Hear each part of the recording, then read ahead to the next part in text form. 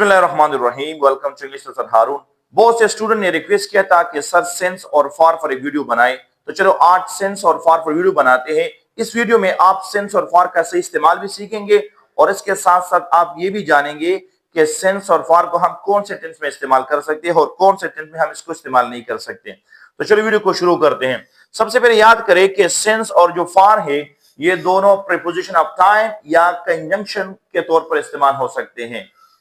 याद रखिए सेंस और फॉर हम परफेक्ट और परफेक्ट कंटीन्यूअस टेंसेस में लगा सकते हैं।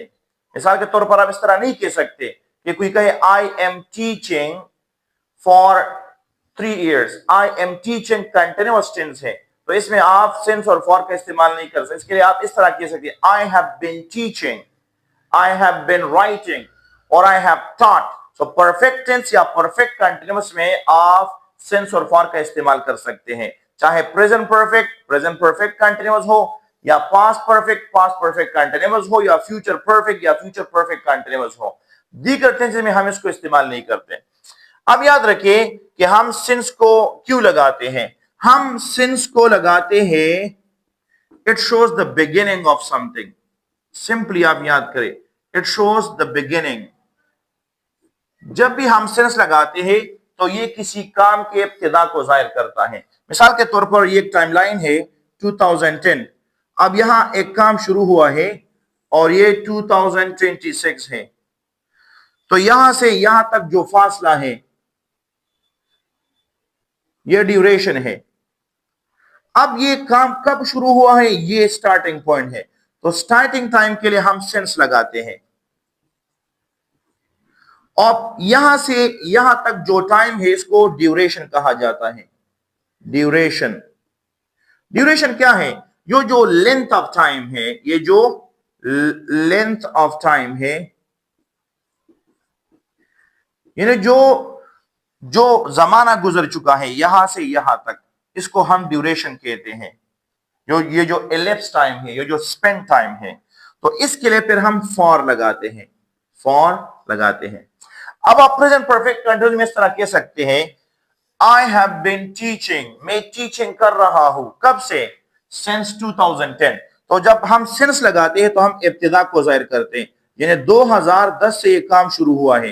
कितने जमाना हुआ है ये आप खुद गिनेंगे। काम शुरू हुआ है 2010 में, कितने जमाना गुजर चुका है वो आप खुद गिनेंगे, क्योंकि 2010 से आप 2026 तक आप गिनेंगे तो आपको जो ड्यूरेशन खुद बहुत मिल जाएगा। कभी कभार हम इस तरह कहते हैं I have been teaching for 16 year, मैं 16 साल से टीचिंग कर रहा हूं। तो फॉर के लिए हम बिगिनिंग नहीं लगाते फॉर में, बल्कि फॉर में जो जमाना गुजर चुका होता है हम वो लगाते हैं। दूसरे एग्जाम्पल की तरफ देखिए, कोई कहता है आई हैव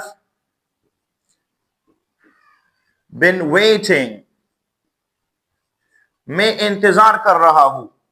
अब इंतजार आप कब से कर रहे हैं? मिसाल के तौर पर आप 9 o'clock से इंतजार कर रहे हैं और अब 11 बजे है,